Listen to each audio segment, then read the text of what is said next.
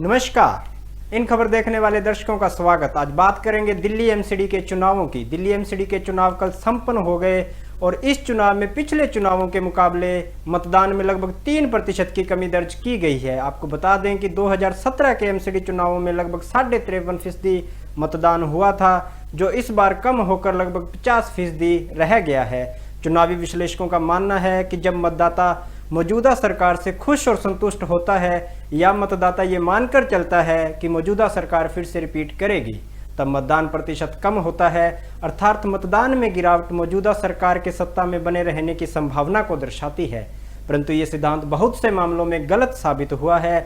जैसे बात करें दिल्ली विधानसभा के पहले चुनाव जो 1993 में हुए थे, इसमें लगभग 62% मतदान दर्ज किया गया था।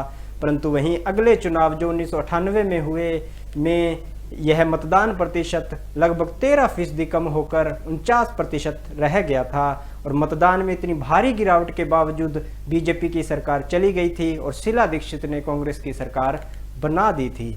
ऐसे ही एक सिद्धांत ये भी है कि यदि मतदान प्रतिशत बढ़ जाए तो मौजूदा सरकार के बदलने की संभावना ज़्यादा होती है, क्योंकि जब मतदाता सरकार से खुश नहीं होता है और असंतुष्ट होता है तो वो अपनी नाराजगी जाहिर करने के लिए ज़्यादा संख्या में मतदान करने के लिए घर से बाहर निकलता है ताकि सरकार को बदला जा सके। परंतु ये भी कई मामलों में ठीक साबित नहीं होता है। जैसे बात करें दिल्ली के तीसरे विधानसभा चुनावों की, तो उसमें लगभग 5% की बढ़ोतरी दर्ज की गई थी, परंतु सरकार शीला दीक्षित की ही बनी रही।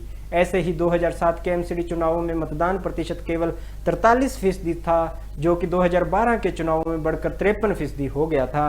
परंतु चुनाव फिर से भारतीय जनता पार्टी ने जीत लिया था और सत्ता में कोई परिवर्तन नहीं हुआ था। इसलिए ये कतई नहीं कहा जा सकता कि सरकार के बनने और बदलने में मतदान प्रतिशत के बढ़ने या घटने का असर होता है। कई बार बढ़े हुए मतदान में भी मौजूदा सरकार बच जाती है, वहीं कई बार घटे हुए मतदान प्रतिशत में भी नई सरकार बन जाती है। अब देखना ये होगा कि दिल्ली एमसीडी के इन चुनावों में हुए कम मतदान में बीजेपी अपनी सत्ता बचा पाएगी या फिर आम आदमी पार्टी नई सरकार बनाने में कामयाब हो पाएगी। तब तक देखते रहें इन खबर। शुक्रिया।